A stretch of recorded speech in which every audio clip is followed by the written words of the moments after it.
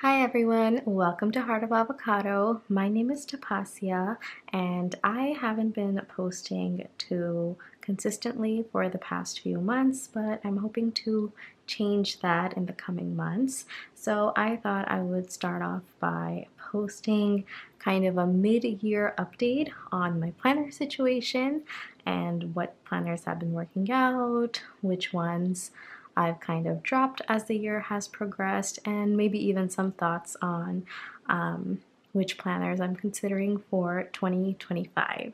Before we get into that, I wanted to quickly apologize because for the first time in my life, I have been dealing with hand eczema and I've had some sort of flare-ups since February that I've been trying to get under control. And it wasn't too bad in the beginning, but over the past 2 months, it's gotten really bad. So my hands are a little messed up, especially my right hand.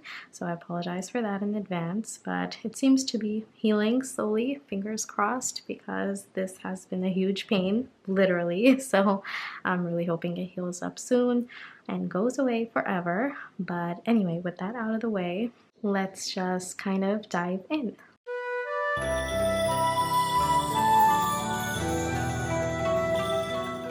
My primary planner this year has been the Sterling Ink Traveler's Notebook Size Compact Planner, and I have the vertical layout version as opposed to the horizontal one.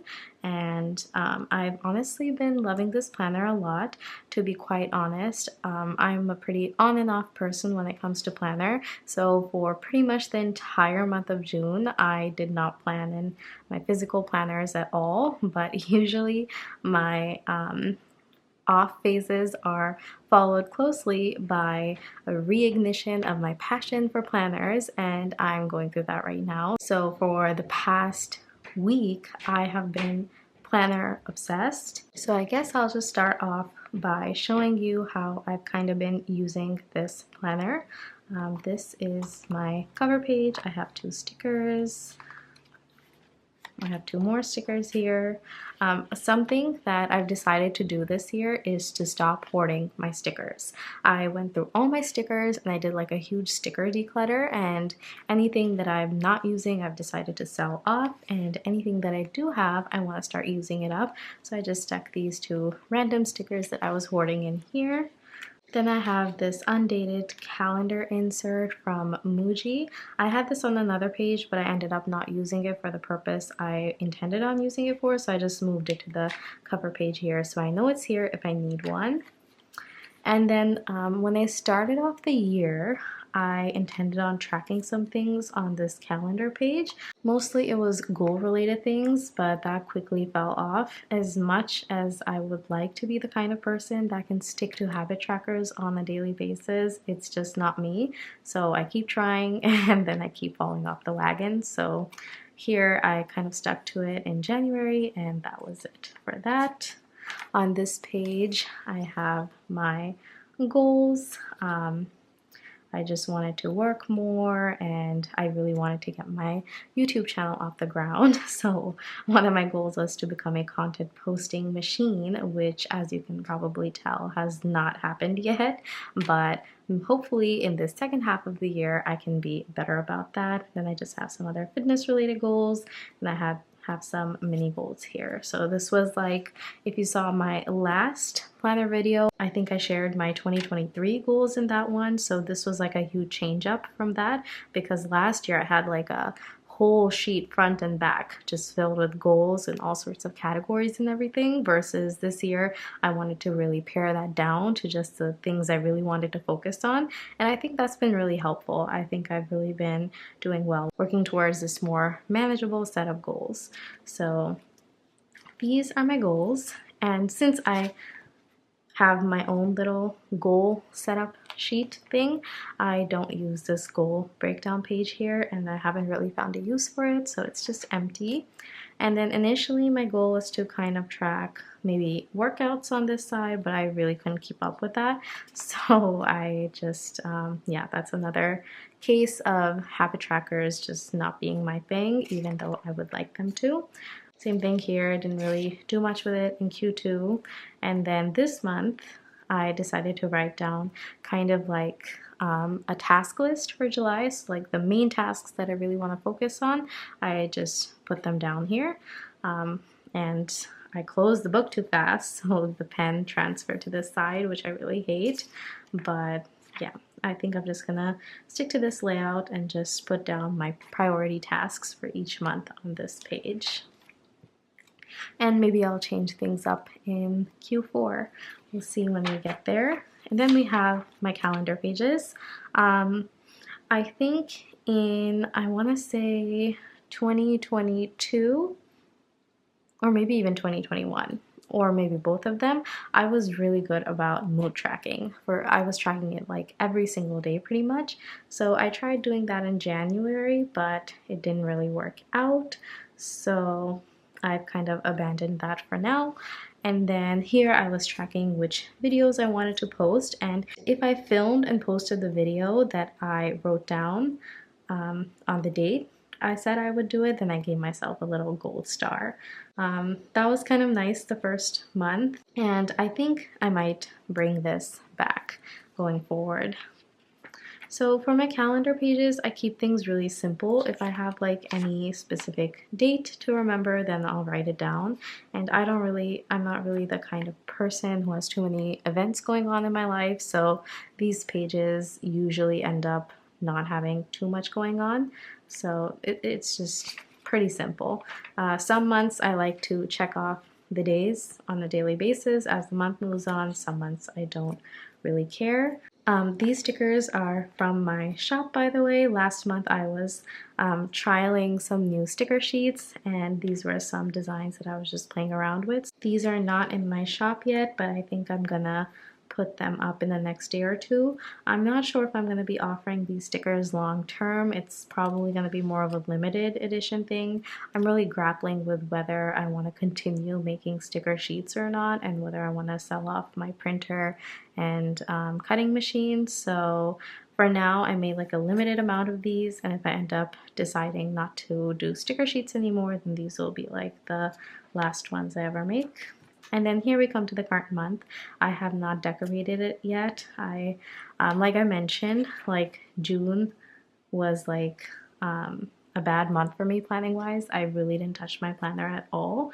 This was pre-written, and then these stickers, I just stuck them in here because I wanted to use my stickers since I just made the sheet. But other than that, I didn't really use this calendar at all. So I didn't really decorate my July either.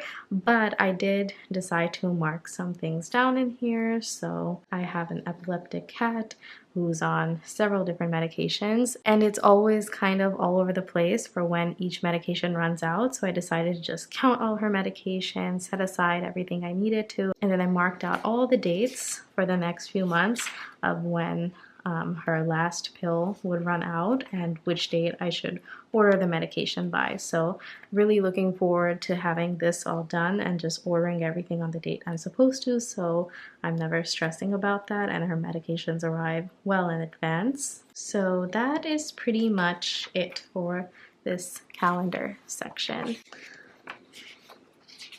Then we move on to the weekly section, and this is the meat of this planner, and this is where I do everything. This is the most important section of the planner for me currently. The way I use this is just as a to-do list. I completely ignore these timestamps on the left side, and all I do is I just write down all my tasks for the day, and then I color code them. Purple is any personal task. Gray is any task that requires me to step out of the house, any errands or meetings or anything that just requires me to leave my house. And then pink is pretty much for my YouTube channel, blog, stuff of that nature. And then, oh, this is kind of an outdated key actually. So let me show you my current one. So this is last week. So this more accurately represents my current key. So gray, as I mentioned, errands. Purple is personal. This beige color is for chores, so any cleaning, laundry, stuff like that. Blue is anything related to my job. And then you don't see the pink in here, but pink is still for like anything related to my YouTube channel or blog or shop. And then let me just show you actually. So for these dots, I use the Zig Clean Color Dots by, I think, Kuretake. And so the only one I haven't used this week that I have in addition to these colors is this green one, and that's for anything related to growth, self-improvement. So if I go on a run, or if I schedule like a reading session or something, then I use green for that. So anyway, so yeah, some weeks I keep things really simple, and some weeks I put washi on top, and then there are weeks where I use a lot of stickers. And then I've tried some other layouts, like this layout here. This was kind of based on the Alistair method, I think that's what it's called. But where you basically write down all your tasks, and then you write down the days of the week, and then whatever date you plan the task on, you put like a dot or something, and then if you complete it on that day, you check it off, or if you migrate it, then you just move the dot over. So it's like a kind of like a rolling weekly task list, but in like a horizontal form. I do like the concept of this, but I haven't really enjoyed my planner on the weeks that I've tried this out, so I don't know about this. I actually just tried this in the first week of July as well, so instead of having like a bigger, fatter layout, I made it really tiny.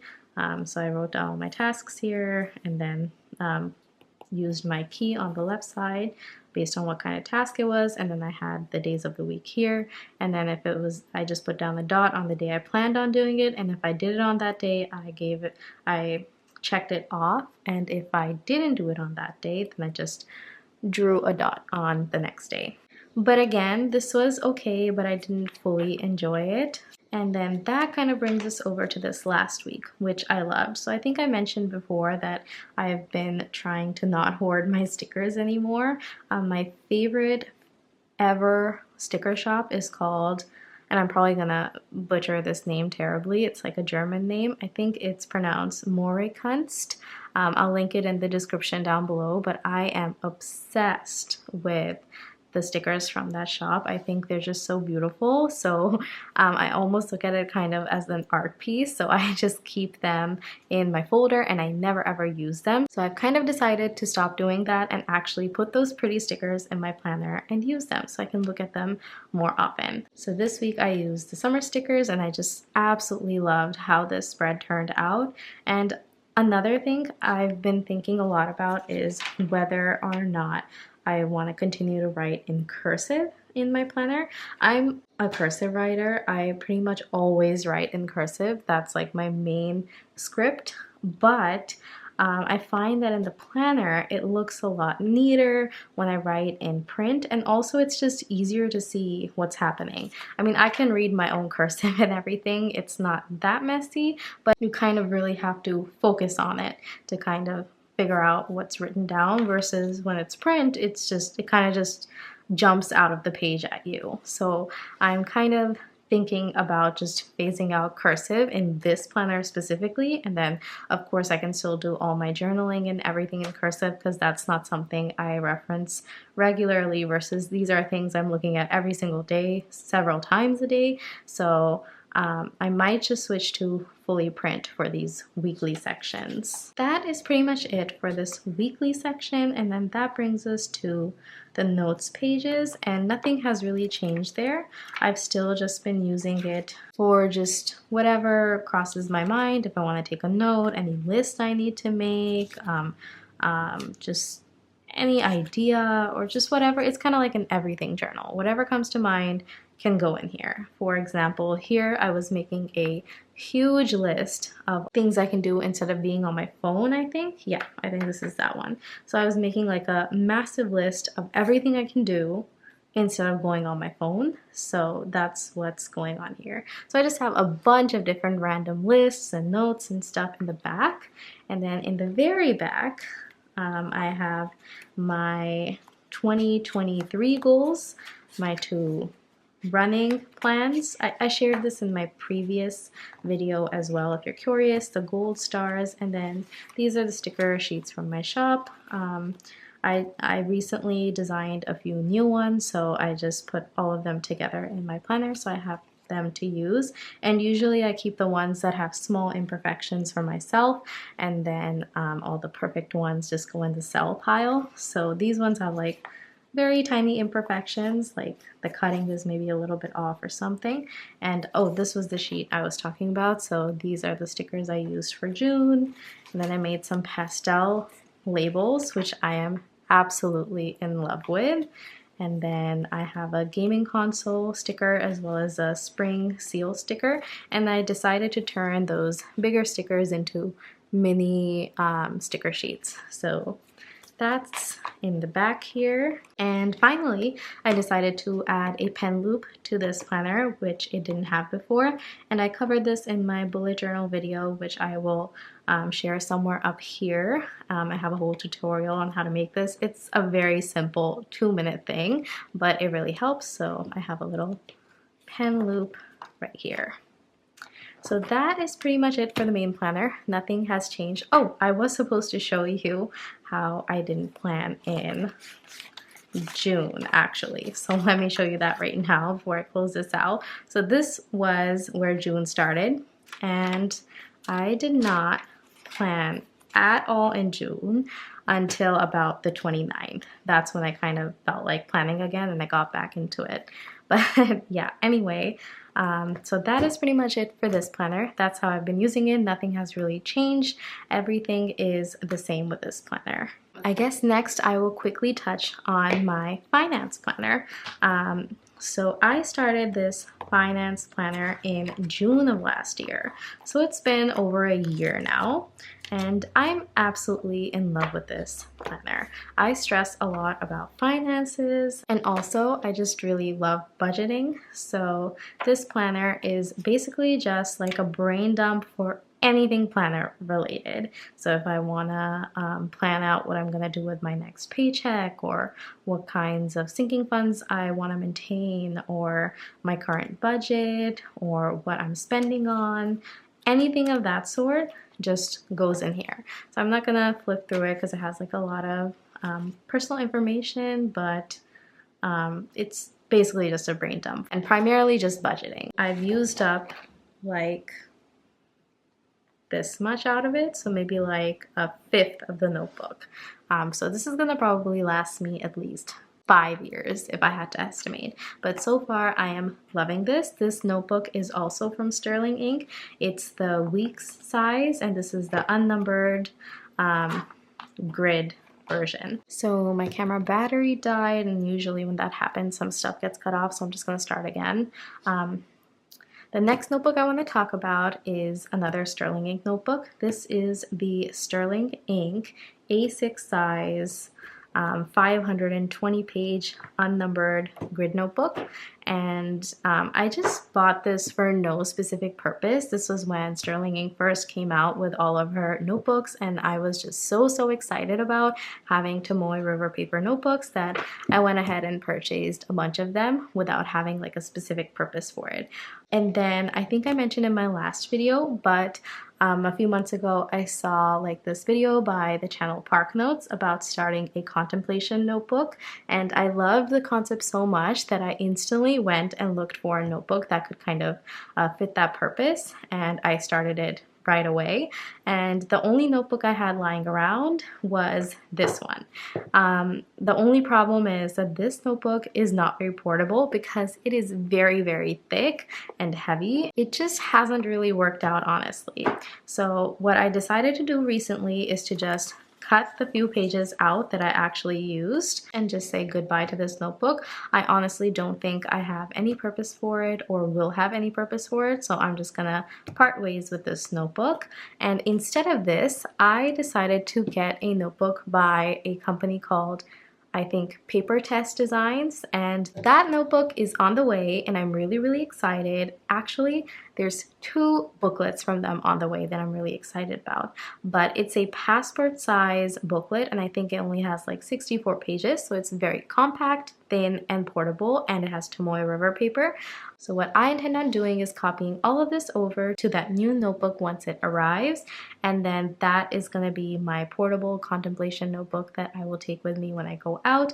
And I think that'll encourage me to use it more as well, because I still love the concept and I want to do that more, but this notebook has not really motivated me to do it much. So hopefully this new system will help. So that is that. And then let's talk about my mini bullet journal. At the beginning of the year, I mentioned that this is kind of like my supplementary notebook that I use whenever my planner isn't cutting it for whatever reason and I need some extra space. But I just have not needed this year, like pretty much at all. I think I did use it once in the beginning of the year, but apart from that, I just have not needed to use this notebook at all.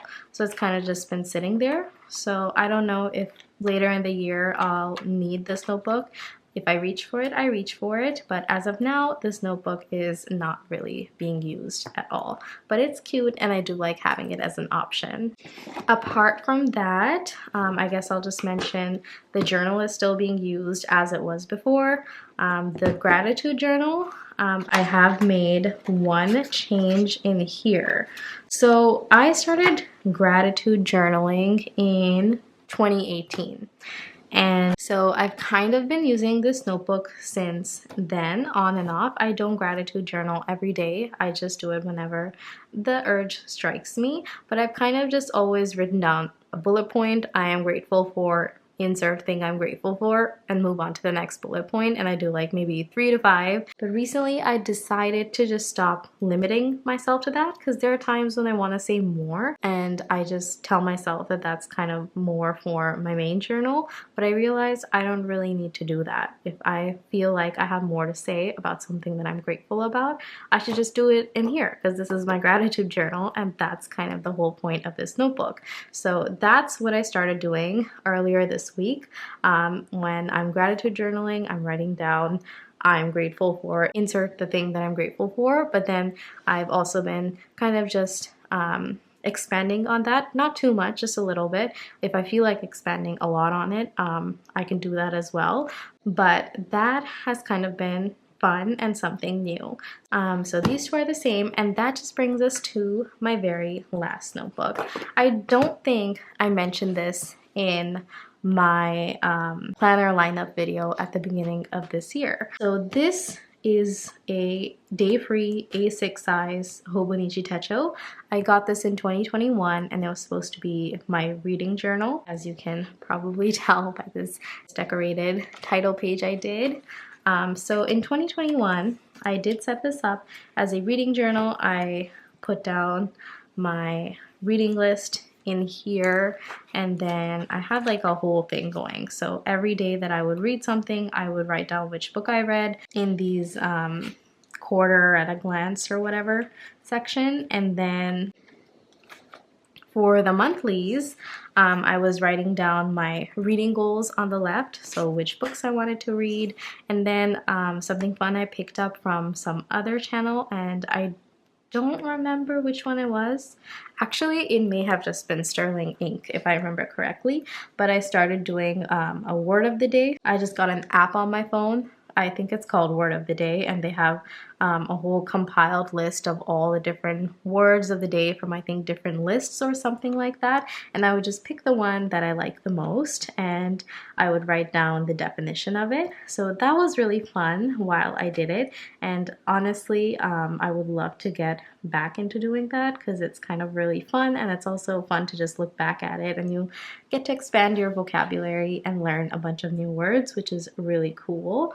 So that was kind of what I was using the monthlies for, but I was very inconsistent with it. And the primary purpose of it was not just supposed to be tracking reading, but I have like this thing where sometimes if I like read a book sometimes I'll like forget what it's called or who even wrote it, but I'll remember like random details I'll remember like the story, the characters' names, what happened, and all of that, but I might like forget the actual name of the book. So my whole idea was to write down a very short review of every book along with the name and author and genre after I finished reading any book, just so I would have some record of it and I could just flip through it and find a book if I needed to. I started doing that in here, but I just really didn't enjoy it, so I quickly phased that out and I stopped doing that. But recently, I decided to pick this notebook back up and start using it as just a very broad sort of reading journal. So I was reading Pride and Prejudice, I think, when I started this, and I did write a review on it, but I ended up writing it in this notebook over here. It was like an empty week that I didn't use, so I think I wrote down my initial review in here.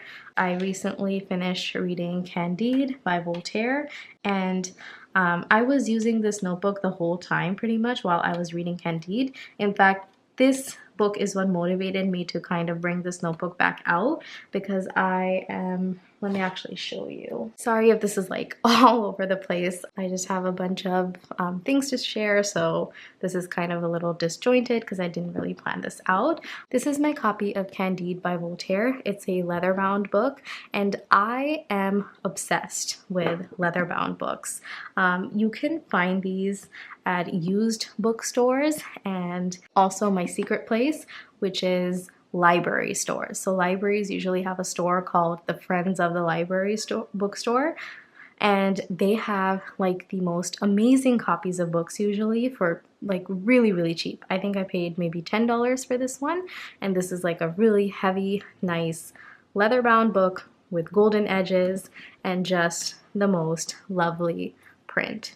And the quality of the pages is just incredible. So anyway, since I'm reading such a lovely copy of this book, I don't really want to put post-its or anything on it. I don't want to mark anything at all, and I'm not really a bookmarker to begin with, but that's a whole other conversation. I'm trying to get into annotating books more just so I can kind of engage with the text more, but obviously I don't want to do that with a copy as nice as this one.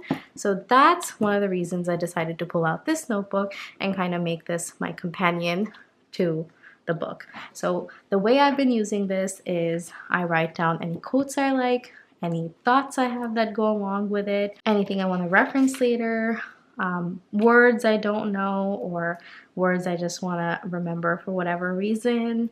And then I did a small book review here. So that's kind of how I've been using this notebook, and I've been loving it. And I do intend on using this notebook as a companion to whatever book I'm reading moving forward. So instead of using it for book reviews like I initially planned, it's kind of just going to be more for annotating my books. That is pretty much the last notebook in my system currently.